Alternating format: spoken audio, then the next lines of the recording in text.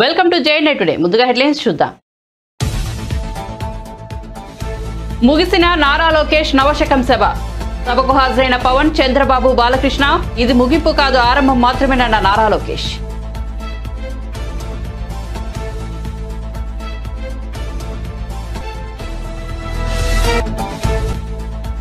జగన్ కు తెలిసింది కక్ష సాధింపు. విధ్వంసకర పాలనేనన్న చంద్రబాబు, మార్చాల్సింది ఎమ్మెల్యేలను కాదు ముఖ్యమంత్రిని అన్న పవన్ కళ్యాణ్.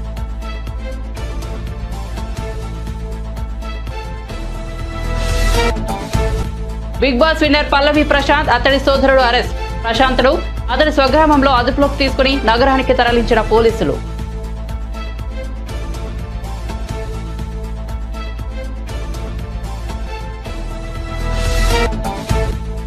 మహాలక్ష్మి మహిళలకు ఉచిత బస్సు ప్రయాణ సౌకర్యం నుంచి అనూహ్య స్పందన వస్తోందన్న ఆర్టీసీ ఎండీ సజ్జన.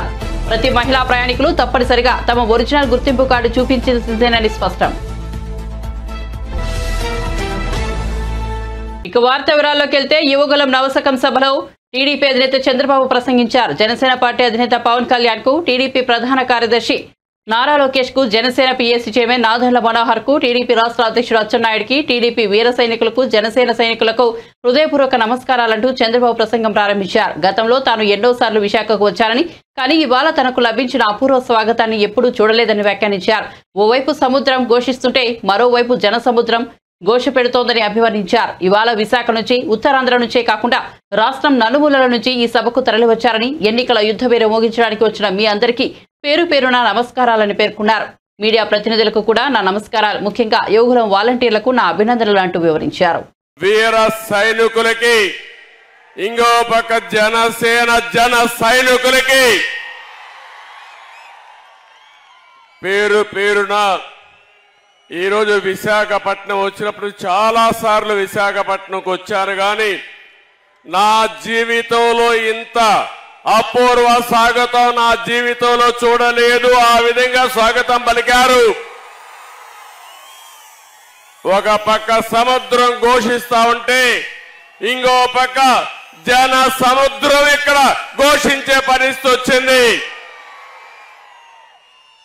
అలాంటి విశాఖపట్నమే కాకుండా ఉత్తరాంధ్రనే కాకుండా రాష్ట్రం నలుమూలల నుంచి వచ్చారు.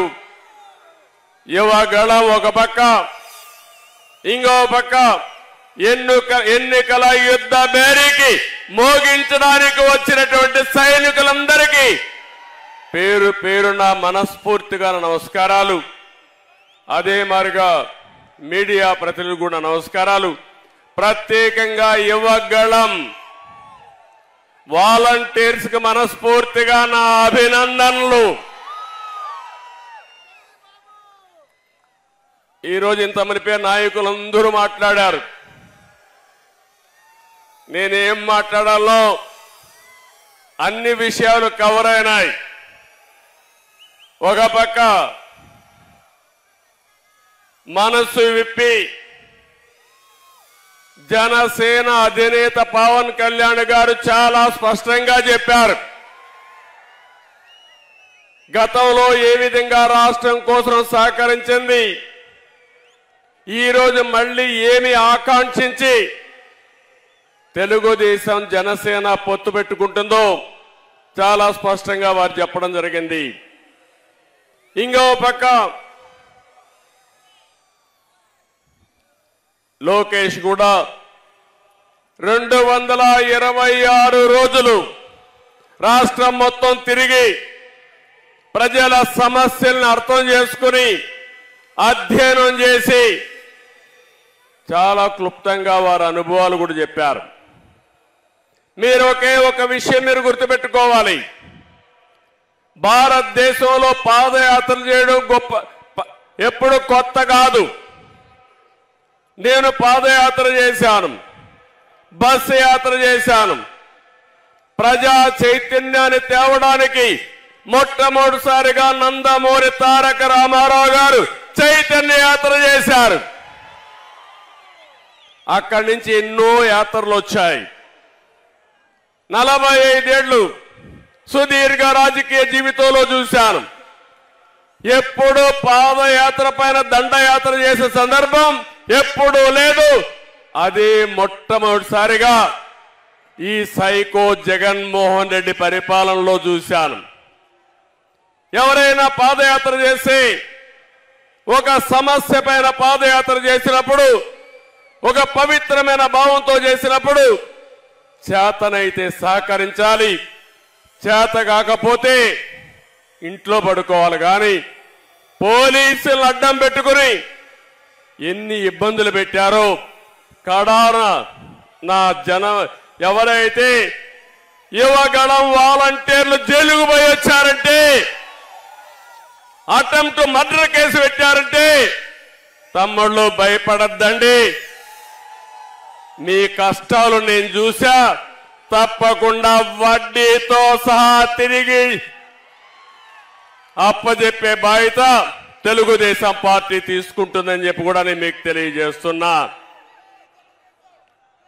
యువగళం జనగణంగా మారి ప్రజా గర్జనకు నాంది పలికింది. నేను ఈరోజు మనస్ఫూర్తిగా ప్రజలందరినీ అభినందిస్తున్నాను. మీలో ఉండే ఆవేదన, బాధ, ఆక్రోశం, ఆగ్రహం ఇవన్నీ కూడా యువగణంలో చూపించారు. రోజు రోజుకి ఉద్యమంగా ముందుకెళ్ళింది. ఈ కార్యక్రమంలో సహకరించినటువంటి తెలుగుదేశం పార్టీ, జనసేన కార్యకర్తల్ని మనస్ఫూర్తిగా అభినందిస్తున్నా. అదే సమయంలో ఈ కార్యక్రమాన్ని పూర్తిగా జయప్రదం చేసినటువంటి ప్రజలందరినీ మనస్ఫూర్తిగా ధన్యవాదాలు తెలియజేసుకుంటున్నాను. ఈరోజు యువత బంగారు భవిష్యత్తు ఉండవలసిన యువత ఈరోజు ఆంధ్ర టీడీపీ అధినేత నారా చంద్రబాబు, జనసేన అధ్యక్షుడు పవన్ కళ్యాణ్ దాదాపు 10 ఏళ్ల తర్వాత విజయనగరం, పోలిపల్లిలో ఒకే ఉమ్మడి బహిరంగ సభ వేదికను పంచుకున్నారు. టీడీపీ యువగళం నవశకం బహిరంగ సభలో పాల్గొన్న జనసేన అధినేత పవన్ కళ్యాణ్ పలు కీలక వ్యాఖ్యలు చేశారు. టీడీపీ జనసేన పొత్తు అనివార్యం, ఆవశ్యకం అన్నారు. వైసీపీ వ్యతిరేక ఓటు చీలకూడదన్న తన ఆలోచన సరైందనడానికి ఉత్తరాంధ్రలో అపూర్వ స్పందన నిదర్శనమన్నారు. టీడీపీ జనసేన పొత్తుతో ఏపీలో మార్పు రావడం ఖాయమన్నారు. బీజేపీతో అలయన్స్ గా ఉండి టీడీపీతో పొత్తుపై తనను కొందరు విమర్శిస్తున్నారన్నారు పవన్. టీడీపీ జనసేన పొత్తుపై అమిత్ షాకు కూడా చెప్పానన్నారు. ఆయన బ్లెస్సింగ్ కూడా కోరినట్టు చెప్పారు. ఏపీలో వైసీపీని ఓడించాలి, జగన్ ఇంటికి పంపాలంటూ పవన్ కళ్యాణ్ వ్యాఖ్యానించారు. 220 రోజుల పైచిలుకు పాదయాత్ర చేసి 3000 కిలోమీటర్ల పైగా నడిచి 97 నియోజకవర్గాలు ప్రత్యక్షంగా అక్కడున్న ప్రజల కష్టాలన్నీ, సాధక బాధలు తెలుసుకొని, ఇది లోకేష్ గారి రోజు, ఇది ఆయన రోజున ప్రత్యేకించి ఆయనే ఉండాలి తప్ప ఇంకా వేదిక పైన నేను ఉండడం సబబా అంటే కాదు, మీరు ఖచ్చితంగా ఉండాలి అని లోకేష్ గారు మనస్ఫూర్తిగా నన్ను ఆహ్వానిస్తే 4 దశాబ్దాల సుదీర్ఘ అనుభవంతో ముఖ్యమంత్రిగా, ప్రతిపక్ష నాయకులుగా శ్రీ నారా చంద్రబాబు నాయుడు గారు ఆహ్వానం మేరకు మనస్ఫూర్తిగా నేను ఈ ఆహ్వానాన్ని మన్నించి ఇక్కడికి వచ్చాను.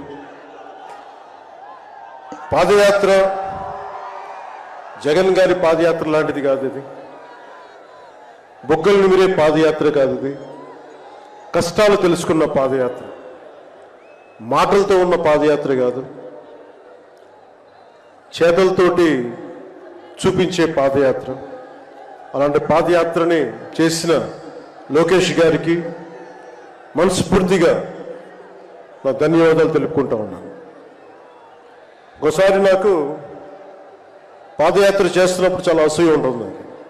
నేను నడుద్దామంటే నాకు నడవనిచ్చే పరిస్థితి ఉండదు. పాదయాత్ర వల్ల చాలా అనుభవాలు ఎదురవుతాయి.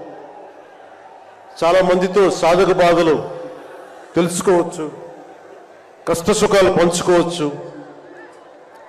అలాంటి అవకాశం నాకు లేనందుకు ఈరోజు నాకు చాలా బాధగా. అలాంటి నాకు రాని అవకాశాన్ని లోకేష్ గారు దిగ్విజయంగా చేయటం, పూర్తి చేయటం నాకు చాలా ఆనందంగా ఉంది. మన ఆంధ్రప్రదేశ్ స్ఫూర్తి భారతదేశానికి చాలా కీలకమైనది.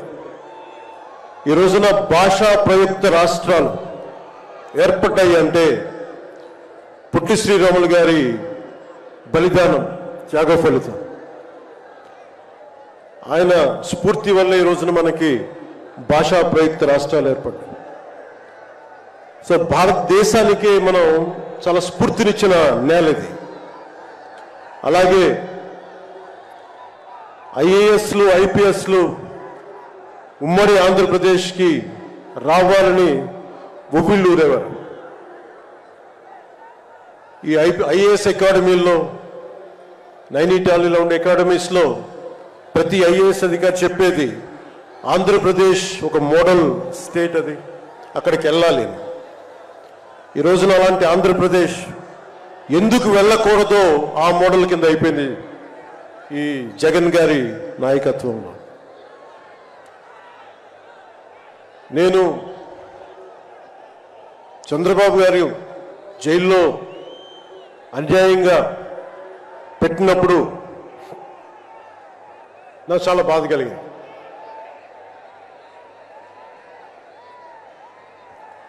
కష్టాలు చూసిన వాడిని, కష్టాలు దగ్గరగా పెద్దల నుంచి చిన్నప్పటి నుంచి చూసిన వాడిని, కష్టాలు అనుభవించిన వాడిని, ఓటమి వచ్చినప్పుడు ఒంటరితనం ఎలా ఉంటుందో తెలిసిన వాడిని, ముఖ్యంగా శ్రీ నారా చంద్రబాబు నాయుడు గారి కుటుంబ సభ్యులు వేదన. విజయనగరంలో నిర్వహించిన నవశకం బహిరంగ సభలో ఏపీ సీఎం జగన్మోహన్ రెడ్డిపై తెలుగుదేశం జాతీయ ప్రధాన కార్యదర్శి నారా లోకేష్ తీవ్ర స్థాయిలో విరుచుకుపడ్డారు. విశాఖపట్నాన్ని ఏపీ రాజధాని చేస్తారని చెప్పి క్రైమ్ క్యాపిటల్ చేశారని, దాన్నొక కబ్జాల రాజధానిగా మార్చారని ధ్వజమెత్తారు. దశపల్ల భూములు, ఏఎన్బీసీ భూములు, హయగ్రీవ భూములు, ఎక్స్ సర్వీస్ మెన్ భూములు, స్వతంత్ర సమరయోధుల భూములు, శివారు ప్రాంతాల్లో చెరువులను కబ్జా చేశారని ఆరోపించారు. విశాఖకు రావాల్సిన లూలుబాల్ని ఇక్కడి నుంచి తరిమేశారని, భూమిని సైతం లాగేసుకున్నారని అన్నారు. టీడీఆర్ బ్రాండ్స్ కుంభకోణంలో వేల కోట్ల రూపాయలను వైసీపీ నాయకులు కొట్టేశారని మండిపడ్డారు. బొబ్బిలి గ్రోత్ సెంటర్ను జగన్ చంపేశాడన్నారు. సంబంధం లేకుండా యూనిట్ కరెంట్ ₹50 ఇస్తామని హామీ ఇచ్చాం. ఇంకా ప్రజా రాజధాని అమరావతి కూడా పూర్తి చేసే బాధ్యత మేము తీసుకుంటాం. ఉభయ గోదావరి జిల్లాలో వరి, ఆక్వా, పామాయిల్, కొబ్బరి రైతులకి గతంలో ఎట్లయితే ఆదుకున్నామో అదే విధంగా ఆదుకుంటామని ఈ సభాముఖంగా హామీ ఇస్తున్నాం. ఇంకా 3 ముక్కల ఆట తప్ప ఉత్తరాంధ్ర అభివృద్ధి కోసం ఒక్క ఇటుక కూడా ఈ జగన్ వేయలేదు. విశాఖ ఉక్కు ఆంధ్రుల హక్కు. 31 మంది ఎంపీలు ఉన్నారు. ఏనాడు విశాఖ ఉక్కు గురించి నోరు తెరిచి మాట్లాడలేదు. కనీసం క్యాప్టెన్ మైన్ ఇవ్వాలని కోరలేదు. అంతెందుకు రాష్ట్రంలో ఉన్న మైన్ కూడా క్యాన్సిల్ చేసింది ఈ ప్రభుత్వం. విద్యుత్ బిల్ని విపరీతంగా పెంచి విశాఖ ఉక్కుని మూసేసే పరిస్థితికి తీసుకొచ్చింది ఈ ప్రభుత్వం. ఇంకా స్టీల్ ప్లాంట్ కి చెందిన వేలాది ఎకరాలు కొట్టేసేదానికి స్కెచ్ చేశాడు ఈ సైకో జగన్.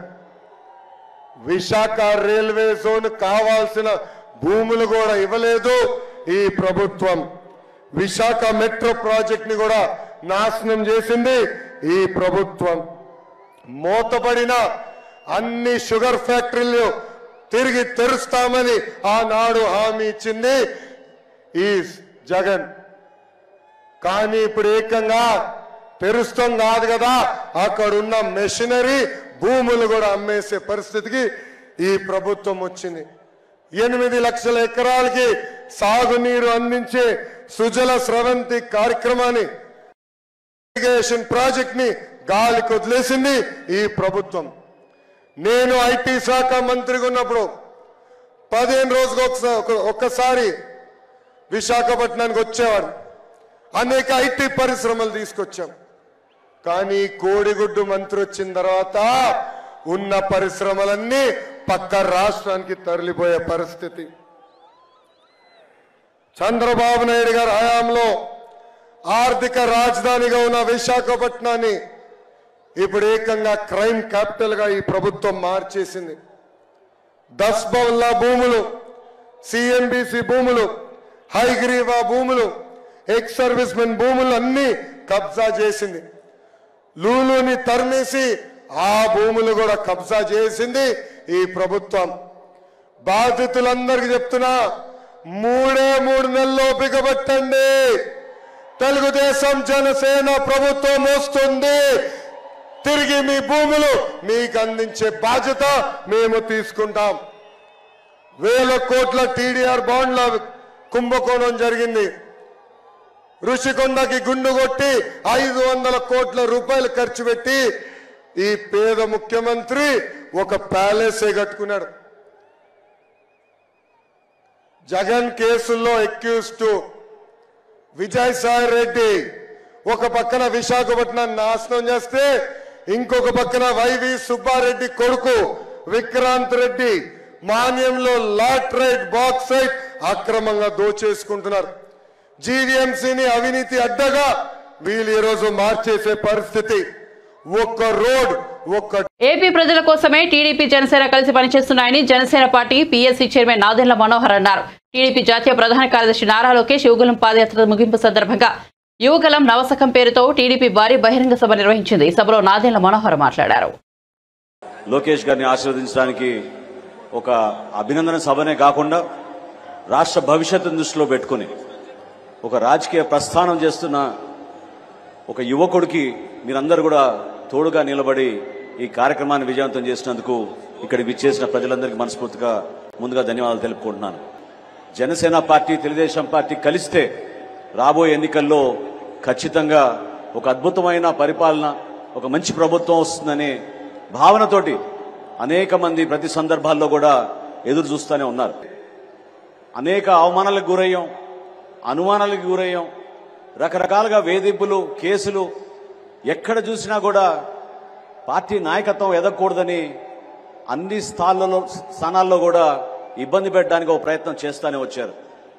చంద్రబాబు నాయుడు గారి సుదీర్ఘ రాజకీయ ప్రస్థానం, ఆయనకున్న అనుభవంతో తెలుగుదేశం పార్టీని ఆయన ఎంతో సమర్థవంతంగా నడుపుకుంటూ ముందుకు వచ్చారు. అదేవిధంగా పవన్ కళ్యాణ్ గారి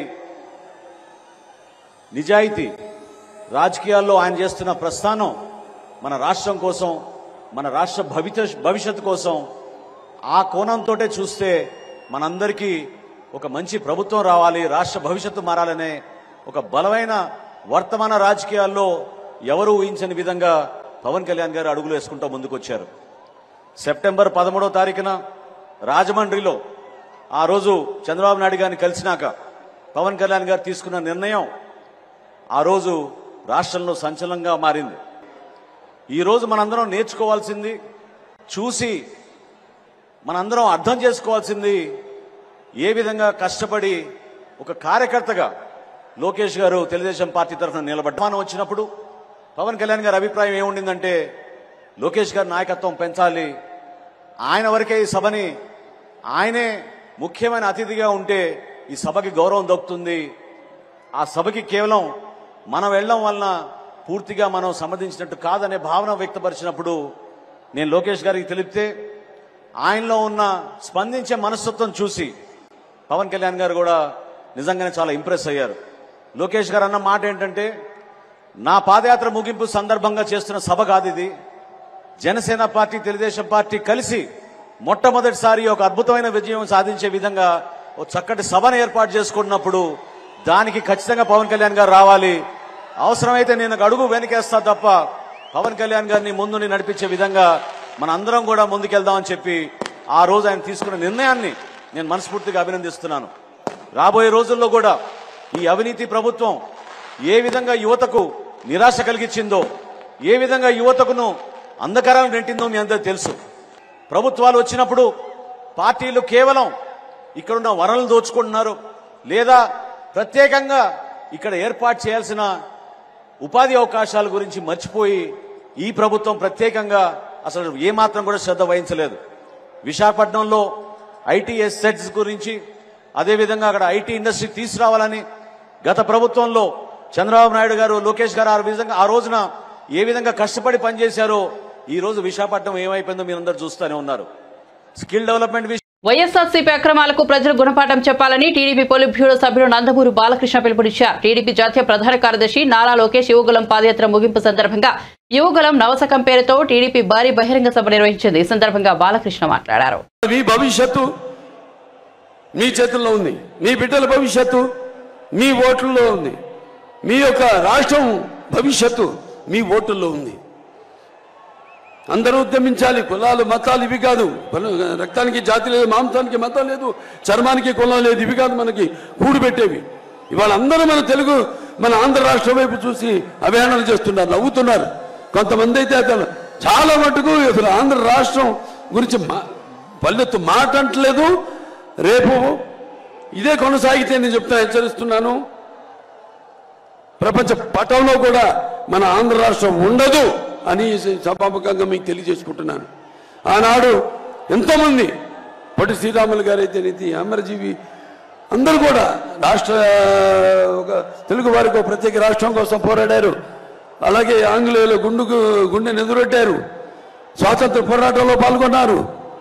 తారక రామారావు గారు ఏదైతే చిన్నపు చూస్తున్నారో మన తెలుగు జాతిని ఆత్మ గౌరవం కోసం ఆయన తెలుగుదేశం పార్టీని స్థాపించారు. తెలుగు వాళ్ళకు ఒక గుర్తింపు తీసుకొచ్చారు. అలాగే మన చంద్రబాబు నాయుడు గారు తెలుగు వాళ్ళలో ఒక ఆత్మ విశ్వాసాన్ని పెంచారు. వాళ్ళ తెలివితేటల్ని ప్రపంచవ్యాప్తంగా ఆయన తెలియజేశారు. మరి ఇప్పుడు పరిస్థితి వాళ్ళ చాలా దారుణంగా ఉంది. ఇక ఇక సమయం లేదు మిత్రమా. నిజమా వీరస్వర్గమా అని తేల్చుకునే పరిస్థితి ఇప్పుడుంది. అందరూ కూడా ఇదంతా గమనించండి. గమనించట్లేదని కాదు, గమనిస్తున్నారు. కానీ ఈ యొక్క ఉచిత పథకాల మాయలో పడవద్దు మీరు. ఎందుకంటే ఆనాడు చంద్రబాబు నాయుడు అంత అభివృద్ధి చేశారు. ఈరోజు నేను చెప్పినట్టు రాష్ట్రంలో జరుగుతుంది ఏమీ లేదు. సర్వనాశనం, కష్టం, నష్టం. అది విద్యలో కానివ్వండి, వైద్యంలో కానివ్వండి, లేకపోతే గుడిలో కానివ్వండి, బడిలో కానివ్వండి, అన్ని విధాలుగా అన్ని రకాలుగా ఈ రాష్ట్రాన్ని సర్వనాశనం చేస్తున్నాడు ఈ సైకో. వాళ్ళలో కూడా ఉంది, వాళ్ళ పార్టీలో కూడా. ఇవాళ ఎంతోమంది ఎమ్మెల్యేలు వాళ్ళు కొంతమంది లిస్టు ప్రకటించడం జరిగింది. మళ్ళీ ఎవరెవరో వర్గాలు వాళ్ళ సీట్లు మాత్రం మార్చలేదు. మీరు నమ్ముకున్నారు కొన్ని వర్గాల ఆ పార్టీని, వాళ్ళని మాత్రం మార్చారు. సో సామాజిక న్యాయం ఎక్కడ జరుగుతుంది అని నేను ప్రశ్నిస్తున్నాను. మీరు ఆత్మ పరిశీలన చేసుకోండి, ఏం జరుగుతుంది ఇక్కడ అన్నది. ఉద్యమిద్దాం అందరూ. ఆనాడు నేను చదువుకున్నప్పుడు నా పాఠ్యాంశంలో తన వాహన కాన్వాయ్ కారణంగా సామాన్య జనాలు ట్రాఫిక్ ఇబ్బందులు ఎదుర్కోకూడదని, దీనిని అధిగమించేందుకు పరిష్కారాలు చూపాలంటూ వారం రోజుల క్రితం పోలీస్ శాఖ అధికారులను కోరిన సీఎం రేవంత్ రెడ్డి తన ఆలోచనలను ఆచరణలోకి తీసుకున్నారు. సాధారణ వాహనాల మాదిరిగా ట్రాఫిక్ నిబంధనలను పాటిస్తూ ఆయన కాన్వాయ్ హైదరాబాద్ లో బుధవారం ప్రయాణించింది. ఇందుకు సంబంధించిన వీడియో సోషల్ మీడియాలో వైరల్ గా మారింది. సాధారణ పౌరుల మాదిరిగానే రెగ్యులర్ ట్రాఫిక్ లో CM Revanth Reddy VIP convoy ప్రయాణించడం, ట్రాఫిక్ సిగ్నల్ ను పాటిస్తూ కదిలి వెళ్లడం వీడియోలో కనిపించింది. సైరన్ లేకుండా ఎక్కడ ట్రాఫిక్ ఆపకుండా వెళ్లింది. నూతన సీఎం రేవంత్ రెడ్డి ప్రవేశపెట్టిన ఈ విధానం స్వాగతించగలిగినది హైదరాబాద్ వాసులు కామెంట్ చేస్తున్నారు. వీఐపీ కల్చర్ లేదని ప్రశంసిస్తున్నారు.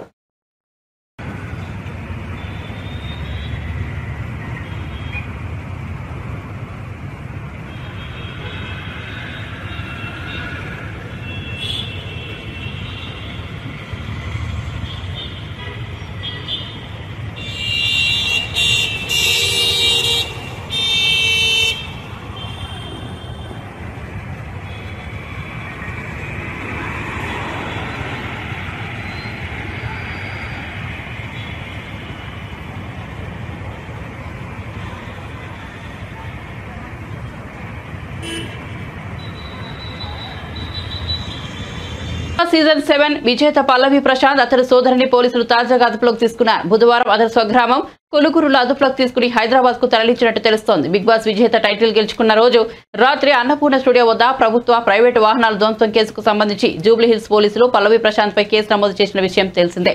బిగ్ బాస్ ఫైనల్ సమయంలో ఆదివారం రాత్రి విజేత పల్లవి ప్రశాంత్ కు స్వాగతం పలికేందుకు అతడి అభిమానులు పెద్ద ఎత్తున అన్నపూర్ణ స్టూడియోకు తరలివచ్చారు. అదే సమయంలో మరో కంటెస్టెంట్ అమర్దీప్ అభిమానులు అక్కడికి చేరుకున్నారు. ప్రశాంత్ కు అభిమానులు స్వాగతం పలుకుతున్న సమయంలో అమర్దీప్ కూడా బయటకు రావడంతో ఇద్దరు అభిమానుల వద్ద వాగ్వాదం జరిగింది. ఈ క్రమంలో కొందరు అమర్దీప్ మరో కంటెస్టెంట్ అశ్విని కార్లపై రాళ్లు విసిరారు. కొందరు ఆర్టీసీ బస్సుల అద్దాలు, బందోబస్తుకు వచ్చిన పోలీస్ బెటాలియన్ బస్సు అద్దాలపైన పాల్గొంటారు. కేసు నమోదు చేసుకున్న పోలీసులు విచారణ చేపట్టగా దాడులకు పల్లవి ప్రశాంత్ కారణమని తేలింది. ఈ కేసులో A1 గా పల్లవి ప్రశాంత్, A2 గా అతని సోదరుడు మనోహర్, A3 గా ప్రశాంత్ స్నేహితుడిని చేర్చారు. ఈ కేసుకు సంబంధించి ఇదివరకే కొందరిని అరెస్ట్ చేసిన పోలీసులు తాజాగా ప్రశాంత్ అతని సోదరుడిని కూడా అదుపులోకి తీసుకున్నారు.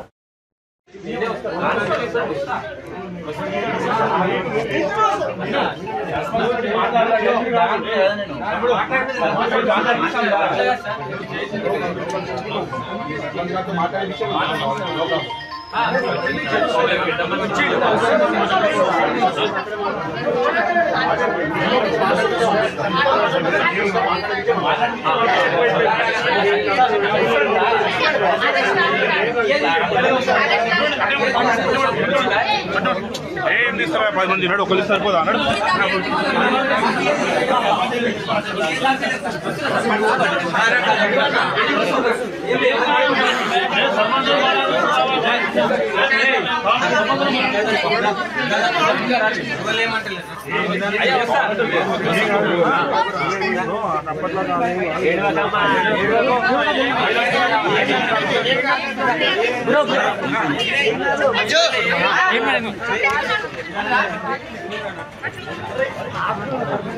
అదే బస్సు పోతుంది కాలేదు కర్నూలు. ఏం టెన్షన్ ఏం కాదు.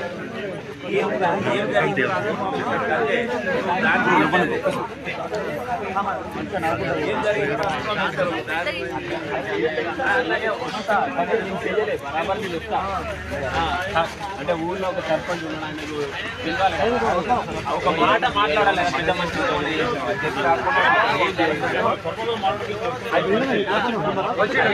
దూరం వచ్చిన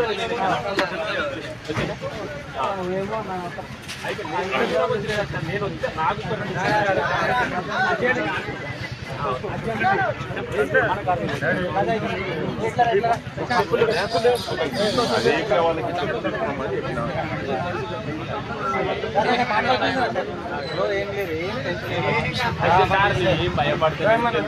నాకు చెప్పులు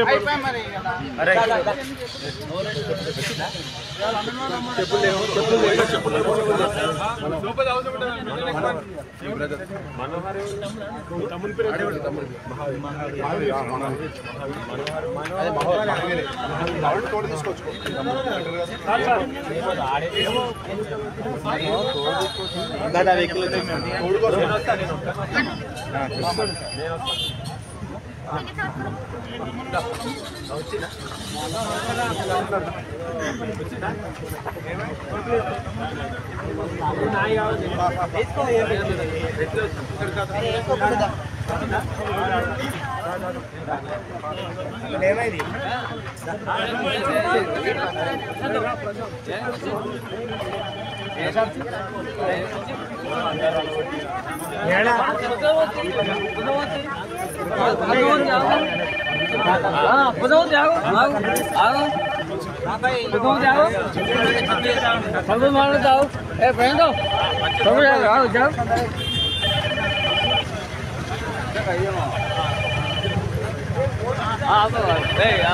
హలో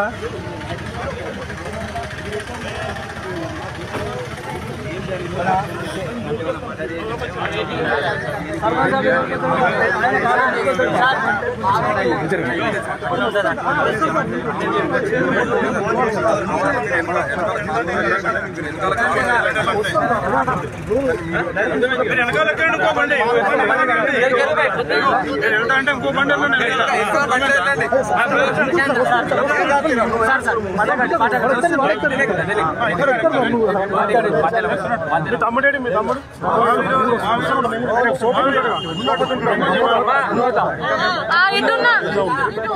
అమ్మా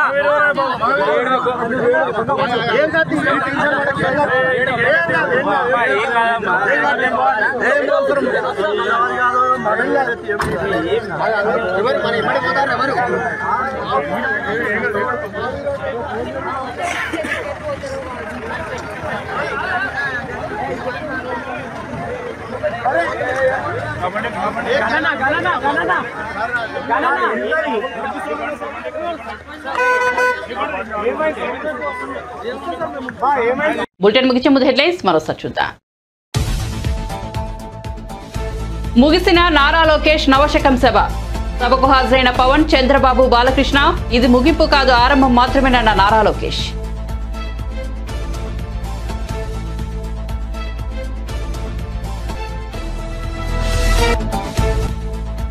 జగన్ కు తెలిసింది కక్ష సాధింపు. విధ్వంసకర పాలనేనన్న Chandrababu.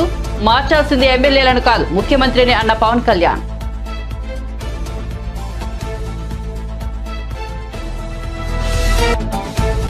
Big Boss winner Pallavi Prashanth, అతడి సోదరుడు అరెస్ట్. ప్రశాంత్ను అతడి స్వగ్రామంలో అదుపులోకి తీసుకుని నగరానికి తరలించిన పోలీసులు.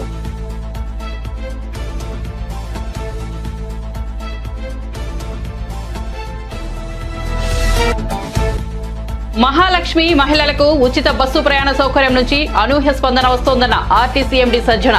ప్రతి మహిళా ప్రయాణికులు తప్పనిసరిగా తమ ఒరిజినల్ గుర్తింపు కార్డు చూపించాల్సిందేనని స్పష్టం. మరిన్ని అప్డేట్స్ కోసం చూస్తూనే ఉండండి JN టుడే.